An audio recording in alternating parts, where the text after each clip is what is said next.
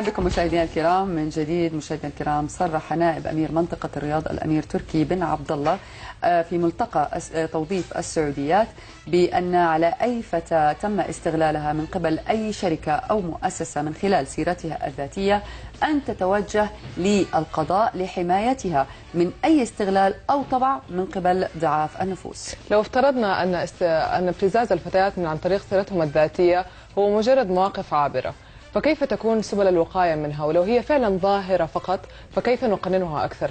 رح نتكلم أكثر في الموضوع من خلال ضيفنا اليوم في الاستوديو مستشار في الموارد البشرية الأستاذ بندر شتاوي. أهلا وسهلا فيك، يسعد مساك. يا هلا ومرحبا. حياك الله، يا هلا وسهلا فيك. يا هلا وسهلا بكم. والله هذا الموضوع يمكن كثير يعني ما تكلم عنه ناس كثير، بس هو موجود بالنهاية، هو موجود وظاهرة سلبية لأي فتاة بتكافح وتبغى تنجح بحياتها.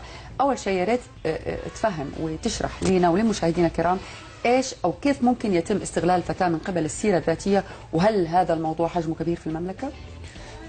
بسم الله الرحمن الرحيم. أول حاجة يعني بالنسبة إنه حجم الموضوع هذا هي تعتبر مشكلة كبيرة، خاصة إننا إحنا في الوقت الحالي المملكة العربية السعودية يعني بتدعم والدعم بيزيد سنويا كل سنة عن السنة اللي قبلها، يعني يكون في دعم قوي جدا لتوظيف الفتيات السعوديات بحكم كبير، يعني بحكم إنه المرأة السعودية أثبتت وجودها في السوق السعودي وخاصة في القطاع الخاص. يعني أول كانت هي في القطاع الحكومي ما بين التعليم والطب، الآن لا، دخلت في القطاع الخاص والشركات والتجارة وأمور كثيرة إلى مجلس الشورى وصلت المرأة السعودية وأثبتت وجودها. لكن ما نجده في الوقت الحالي من الابتزازات والأمور اللي صايرة في المشكلة الوقت الحالي تعتبر تيار عكسي. بعد هذا حجم كبير، أكيد أنه لها حجم كبير المشكلة هذه، لأن بنواجه دولة بتدعم وبتجد تيار عكسي بيهد. على قول الشاعر متى يبلغ البنيان يوما إذا كنت تبني وغيرك يهدم. بس برضه احنا حابين تشرح لنا كيف ممكن يتم استغلالها عشان برضه الاستغلال يعني ممكن تجيك أول حاجة عن طريق السيرة الذاتية. السيرة الذاتية يعني المتقدم دائما أنه تلاقيه يعني يسرد أصح النقاط الخاصة فيه في السيرة الذاتية. معلومات، طبعا معلومات السيرة الذاتية، كتابة السيرة الذاتية هذه برنامج كامل بحد ذاته. الجهل في كتابة السيرة الذاتية قد تؤدي إلى ابتزاز، عدم التوعية، التنوع في السيرة الذاتية، وضع النقاط الصحيحة، عدم ترتيبها، كلها تؤدي لابتزازات. كيف بتصير؟ ضعاف النفوس مثل ما ذكرت أنت قبل شوية، لما توصل السيرة الذاتية بحد ذاته ممكن يستغلها في أمور مادية، ممكن يستغلها في أمور غير شرعية، ممكن يستغل الأمور هذه من كلها خلال رقم البطاقة، رقم بطاقة الأحوال هذه بحد ذاتها. أيوة. ممكن يصدر بها شريحة بيانات، شريحة جوالات، ممكن إيجار سيارات، ممكن مخالفات مرورية، انتحال شخصية، أمور كثيرة، ممكن انتحال شخصية كمان مثل ما تفضلتي بالضبط. كله من خلال بطاقة الشخصية، لأن البطاقة الشخصية هذه أكبر خطأ على المتقدم أن يضع البطاقة الشخصية في السيرة الذاتية. على سبيل المثال، على سبيل المثال هي مجرد السيرة الذاتية ورقة A4 مش أكثر. نفرض أن الورقة هذه فقدت منك، نازل من السيارة، طاحت من السيارة، فقدت في أحد الأمور، شافها واحد من العمال الأجانب الغير سعوديين أو السعوديين، من خلال رقم البطاقة هذه ممكن نصدر بها شريحة، شريحة جوال يستخدم بها فجأة. أوكي أنت يعني إحنا لو ننظر لحجم المشكلة تقول أوكي شريحة جوال بسهولة، أوكي، لكن سهولة إصدار الشريحة، المعارف، العلاقات، عدم توعية الموظفين، عدم ولائهم للشركات، ممكن أن نصدر لك شريحة، ليش لا؟ كل شيء جائز. وصارت الأمور هذه كثيرة من مرة ومرتين وثلاثة، وموجودة عندنا يعني في الشكاوي ما شاء الله تبارك الله، يعني كثيرة. ملفات كثيرة. طيب أستاذ بندر، هل يوجد معايير معينة لازم تنتبه لها مثلا الفتاة قبل لا ترسل سيرتها الذاتية لجهة معينة لطلب العمل؟ هل في أشياء لازم تنتبه لها، أشياء محددة؟ يعني كأشياء محددة أنا أشوف يعني بحكم خبرتي في التوظيف والأمور هذه كلها أنه المصداقية على الفتاة، إن يعني خاصة هي ما هي يعني ما نقول الفتاة، يعني في فرق كبير بين المرأة والرجل مهما كانت قوة المرأة، ولكن في النهاية المرأة ضعيفة، هي أضعف ومذكورة في القرآن الكريم، يعني هذا مو كلامي هذا أنا. لكن المصداقية على المرأة أنها تجد المصداقية في المكان المتقدمة فيه. يعني مش إنه المكاتب الوهمية الآن كثرت عندنا في المملكة العربية السعودية بشكل غير طبيعي. آخر إحصائية 250 مكتب أغلقت خلال ال3 شهور الماضية بسبب عدم وجود تصاريح لها. مجرد انه حط لك لوحه وموجود مكتب طيب. توظيف بدأوا الناس استاذ بندر، انا بس حستأذنك لانه احنا عندنا الان استطلاع رأي، احنا حابين نعرف كمان رأي الشارع، رأي الناس في هذا الموضوع، عندهم دراية كافية فيه ولا لا؟ وبعده حنرجع لنعود تكملة الحوار. خلينا نشوف الاستطلاع. عمري ما حصل يعني ان انا كم مرة قدمت السيرة الذاتية بس ما حصل يعني اي استغلال. ولا قد سمعت عن الموضوع ده ابدا. بالعكس بنات كثيرة بيقدموا بيتقبلوا يا اما بيترفضوا، بس ما بيحصل يعني احد، لانها بتكون يعني معلش شركة تخاف على سمعتها اول كل شيء.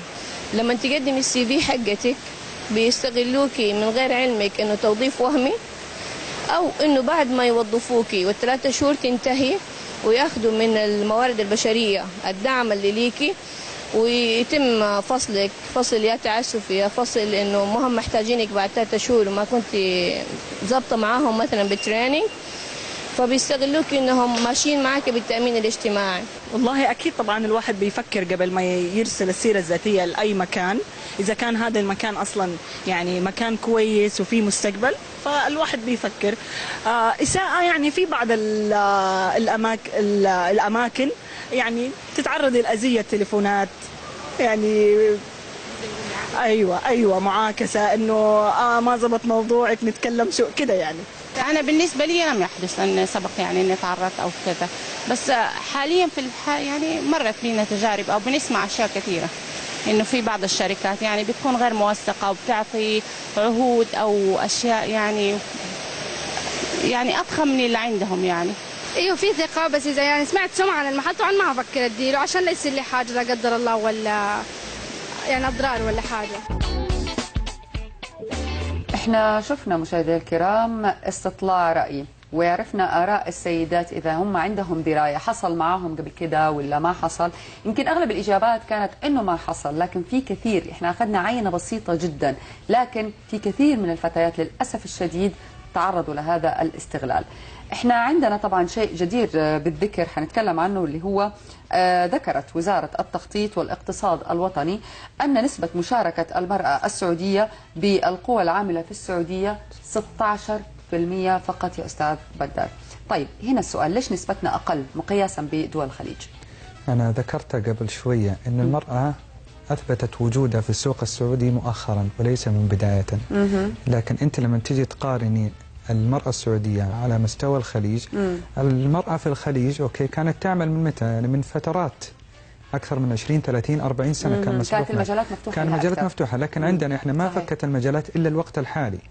فكون انه وصلنا للرقم 16 18%، يعني انت شايف الرقم انه هذا رقم مناسب رقم جدا مناسب، يعني والحاجه الحلوه كمان في الموضوع انه الرقم هذا فيه ازدياد وليس فيه تناقص للمعلوميه. والنتيجه هذه طبعا موثقه يعني من وزاره العمل بحكم المتقدمين والمتقدمات والشركات اللي انفتحت. الان مجال الخطوط السعوديه هل كانت المراه تعمل فيه؟ ابدا. فكت الان الخطوط السعوديه، الاتصالات السعودية، الوظائف الحكومية، المطارات، كثير يعني حتى الوظائف الحكومية فكت فيها المجالات للمرأة السعودية وما زالت المرأة تثبت وجودها. فريق إعداد برنامج سيدتي عمل استبيان اتضح من خلاله أن نسبة 57.14% من السيدات التي أجبن عليه تعرضن للابتزاز من قبل شباب نتيجة تزويدهم لسيرتهم الذاتية، فيما أكد 42.86% منهم أن ذلك لم يحدث. إيش تعليقك على هذه النسب أستاذ؟ تعليق على النسب هذه ممكن كلام عابر أو نسبة ما أخذت كاملة، لأنه أو أنها ما شرحت بالضبط يعني بصورة أوضح أكثر. أنا بذكر بس مثال واحد للابتزاز اللي صاير وخاصة للمرأة، وارجع أقول لحكم أنه المرأة ليست أنه قلة معلوماتها ولا نسبة ذكائها، لا، أنا أتكلم أنه المرأة مثل ما يقولون مكسرها لين عندنا إحنا. المكاتب اللي موجودة ابتزوها ماديا أقل ما فيها، عندما تقدم بطلب الوظيفة مجرد أنها تقدم بطلب الوظيفة يصلح لها نموذج أوكي يعني يو هاف تو باي، لازم عليك تدفع مبلغ وقدره 300 ريال 200 ريال مبلغ استغلال مادي هذا مبدئيا. طب أوكي حصلت على الوظيفة أنا؟ لا، وإذا حصلت على الوظيفة أنا تحتاج إنه أوكي نص الراتب يكون لنا إحنا عندنا. فمع العلم، نقطع كلام، مع العلم مع العلم انه المكاتب التوظيف المصدقه والمعتمده من قبل وزاره العمل وصندوق التنميه الموارد البشريه مدعومه من الصندوق من الدوله في حاله انك وظفت او توظف اي شخص او فتاه عن طريق المكتب، ان صندوق الموارد بيدعمك. طيب يعني بيختلف الاستغلال غير دعم الموظف. نعم. طيب احنا عندنا حاله تعرضت لابتزاز واستغلال اللي هي الاخت اماني عبد العزيز، وحنعرف قصتها كيف تم استغلالها. السلام عليكم اماني. وعليكم السلام ورحمه الله وبركاته. اهلا وسهلا فيكي. اماني، بدايه ابغى اعرف منك ايش قصتك، كيف تم استغلالك؟ والله اللي حصل معايا انه القصه وكل يعني بما فيها، في البدايه طبعا كنت صغيره في السن، طبعا كنت اصغر من المرحله هذه اللي انا فيها. كنت تقريبا لساني مخلصه ثانويه ما لي سنتين، واخذت دبلوم، وحبيت انه انا اشتغل عشان نسبتي ما دخلتني جامعه، فحابه انه اجمع عشان ادخل اكمل دراستي. قدمت انا، دورت طبعا على الشركات المعلنه عن الوظائف وكذا، قدمت عليها، طلبوا السيره الذاتيه، طبعا ارسلها لهم عن طريق الفاكس، ارسلت لهم السيره الذاتيه، طلبوا اوراقي، الاوراق الثبوتيه الباقيين وصوره الهويه. لشركه توظيف خاصه، قطاع خاص؟ والله شوفي، هي شركه توظيف قطاع خاص وفي شركات قطاع عام كمان. احنا بس عشان يعني ابغى الضيف يسمع الكلام، انه انت تخرجتي انت قدمتي بعد ما تخرجتي لشركه توظيف. قدمت هو شركه، مو شركه التوظيف اللي لازم ادفع لها فلوس، مش عارفه، شركه طالبين موظفه، مندوبه مبيعات، طالبين شركه عاديه يعني. ايوه شركه عاديه. وقدمت على شركات، ايوه، وقدمت برضه على شركات قطاع عام، الشركات اللي بتكون بتدعمها الحكومه بشكل ما او باخر. اوكي، طلبوا مني الاوراق، ارسلت لهم بس السيره الذاتيه. طبعا انا كنت اول يعني احب ان انا اعرف ايش اللي لازم ارسله للشركه. طبعا عرفت انه مو لازم ان انا ارسل اوراقي، يعني صور من شهاداتي او هويتي، ابدا ما ارسلها. اول شيء ارسل لهم السيره الذاتيه، ومتى ما تم القبول المبدئي انا حروح واعمل الانترفيو، وبعد كده ارسل لهم الاوراق الباقيه. هذا اللي حصل معايا. قالوا لي لا، انه لازم تجيب، لازم. طيب اوكي، ارسلت لهم هي بس صوره الهويه ما ارسلتها. طيب قالوا لي طيب خلاص بعد كده حنتصل عليك وانتظر اتصالنا. اوكي، انتظرت اتصالهم. بعدها نفس اليوم في المساء الساعة 8 بالضبط اتصل علي واحد من الشركة بيقول لي انه تم القبول المبدئي يا اخت اماني، انه بس نستنى منك انه بكره اول يوم حيتصلوا عليك يحددوا معك موعد انك انت تيجي تعملي المقابلة. طيب اخت اماني، ما اقاطع كلامك بس لازم باختصار شديد، كيف تصرفتي لما تعرضتي لهذا الابتزاز؟ صعدتي الامور عائليا قضائيا؟ كيف تصرفتي؟ لا ما صعدت لا عائليا ولا قضائيا. كل اللي عملته طيب؟ انا رحت للشركه ثاني يوم، عرفت مقر الشركه فين بالضبط، رحت لها ومعايا طبعا الاوراق والنسخه من الفاكس اللي انا ارسلت الاوراق عليها. طلبت مقابله المدير بشكل ما او باخر. لما قابلته قلت له عندك فلان ادمي اسمه كذا كذا، وهذا رقم تليفون وهذه ساعه المكالمه وهذه هي المكالمه صادره منه، هو لي مو مني انا. بيطلب مني ان انا اخرج معاه عشان قال لي العقد معايا. هذا نفسه اللي اتصل فيك يا اماني طلب منك انك تخرجي معاه؟ ايوه، طلب مني ان انا اخرج معاه. قلت له انا ما راح اخرج. قال لي شوفي، تبي تتوظفي تعالي ومالك انك انت ترجعي معك عقد العمل وثاني يوم تداومي. الاوراق قال لي مختومه وكل شيء، ثاني يوم تداومي. طيب ولا قلت له والله الحمد لله. وهي الشركه في الحقيقه لسه ما قبلتك ولا اخذت منك اي شيء ولا وافقت ولا اي شيء لسه؟ لا لسه، قالوا لي ان القبول مبدئي بس انتظري مننا الاتصال على حس المقابله الشخصيه. طيب اماني، انت الان اخذتي عرفتي حقوقك. احنا بنتكلم بهذه الفقره يعني بموضوع جدا يهمك، انك ممكن تتعرضي او تعرضي حالتك للقضاء. انا عارفه حقوقي من اول، ويا رب لك الحمد انه امي الله يرحمها كانت مفطنتنا انه انتبهوا يا بناتي، لا يصير معاكم كذا، لا يصير معاكم كذا. خرجت من وقتها رحت للهيئه. طيب هيئة يعني معنية بهذا، هيئة معنية بأنه تاخذ الحقوق طيب قلت لهم اللي حصل معي. قالوا لي يا أختي أنتوا يا بناتي أنتوا تعرضون أنفسكم والشباب للفتنة، والله سبحانه وتعالى قال وقرنا في بيوتكم ومش عارفة إيه. يعني بصراحة أنا ديك الساعة تمنيت لو إنه الموت بيدي كنت أفرطه على كل واحد. يعني يفكر إنه الواحدة لما تطلع تدور عمل أو إنها عمل لحاجة يعني مخلة للآداب أو للحاجة في نفسها هي تبي تسويها، مو هو إنه هي حابة إنها تطلع تشتغل، محتاجة الفلوس هذه عشان دراسة. إحنا أماني عرفنا حالتك. إحنا يمكن أسف لضيق الوقت، أنا نفسي والله تكملي قصتك كلها، بس إحنا عرفنا عموما رؤوس أقلام على الموضوع هذا اللي لازم كثير من البنات ينتبهوا منه. إحنا شاكرين تواصلك معنا يا أماني. الله يسلمك. شكرا لك. أستاذ بندر، سمعت اللي صار، تعليقك بشكل سريع. بصراحة يعني هذا الشيء يعني المفروض أنه يكون في هناك رد قضائي، يعني في الأمير تركي بن عبد الله يعني أعلن هذا الشيء. مثل ما يكون في توعية للناس في وظائف وفي كذا، لازم يكون في توعية للناس وكيفية رد حقوق لهم. لأنه بما أنه ما في رد حقوق لهم ولا هي معلومة هيستمر الوضع. تمام. لابد أن إظهار رد الحقوق هذه يعني بأسرع طريقة. كانت في حاجة أنا أتمنى تضاف، هو عبارة عن بروبوزل وحيقدم يعني قريبا إن شاء الله عن طريقي أنا وعن طريق مستشارين كثيرين في جدة، مدينة جدة الموارد البشرية. احنا عاملين زي النقابة، نقابة الموارد البشرية، وهذه جديدة الآن ومستنين التصريح عليها إن شاء الله بإذن الله. تدعم بحيث أنه أنت لو تعرفي أنه جميع دول العالم في زي ما في نقابة اسمها نقابة المحامين، نقابة الأطباء، بحيث أنك تكون طبيب لازم تعدي على النقابة، تكون أنه عندك الكواليفيكيشن والسكيلز والمهارات هذه، تكون أنك كواليفايد في هذا المجال، بتاخذ عليه اللايسنس أو الرخصة حقت أنك تكون دكتور. نفس الطريقة، لأنه هذا موضوع التوظيف موضوع حساس، هذه أمور سرية، هذه أمور خاصة، ملفات يعني عوائل أمام يدك. طيب أستاذ، عذرا المقاطعة، بس معنا مداخلة هاتفية ثانية للتوضيح تلك القضية. عبر الهاتف معنا المحامي دكتور إبراهيم زمزمي. السلام عليكم. السلام عليكم. وعليكم السلام ورحمة الله وبركاته. يعني احنا بنتكلم على موضوع يمكن زي ما قلنا في البداية انه هو موضوع يمكن حساس، وكثير من البنات يمكن ما تكلموا عنه، لكن هو بالنهاية موجود. ابغى اعرف رأي القانون في الموضوع. حقيقة أنا تابعت الحوار اللي كان معكم مع الأخت كمان اللي كانت على الهاتف وضيفكم الكريم. ما أريد أن أطيل، ولكن أوضح نقاط مهمة. أنه المسألة فيها طرفين، المؤسسة أو الشركة ككيان اعتباري، وتصرف الشخص أو الموظف كتصرف شخصي.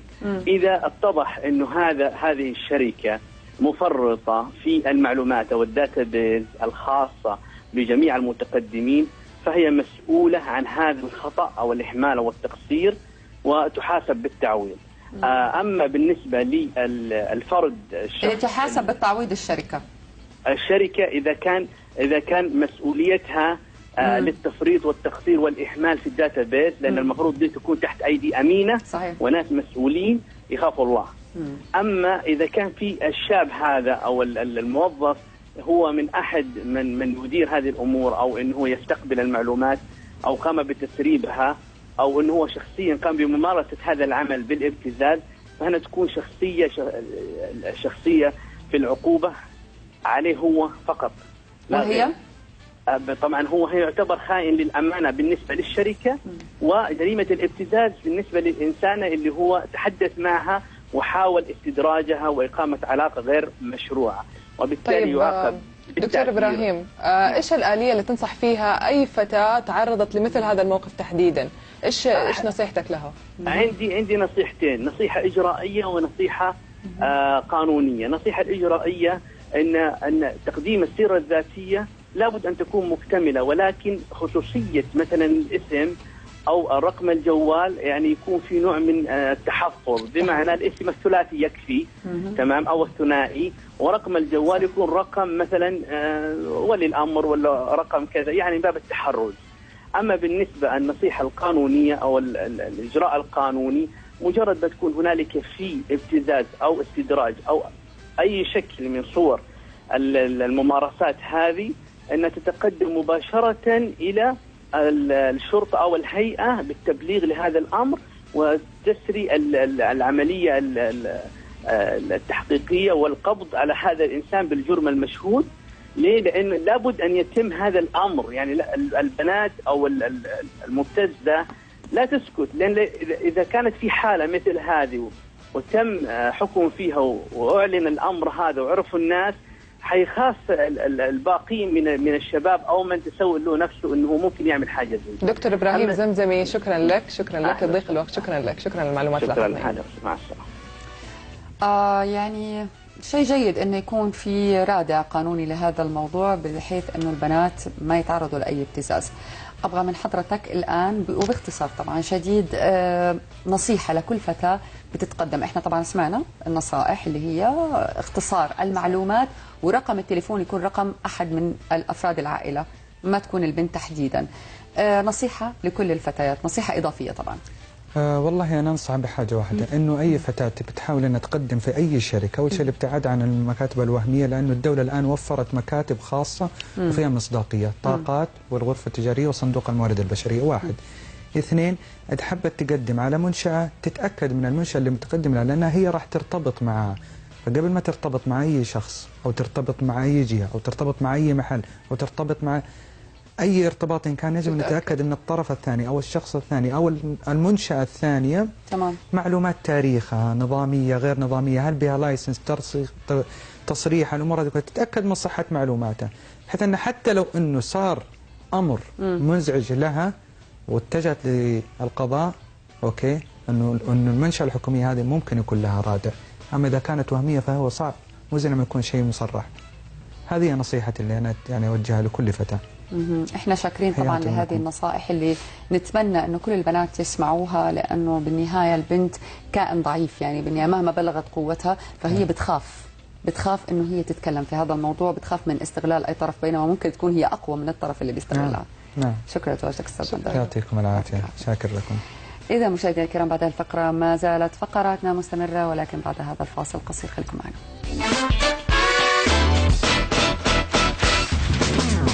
في سيدتي بعد الفاصل، الأسباب الرئيسية لظهور التصبغات الجلدية في منطقة الرقبة.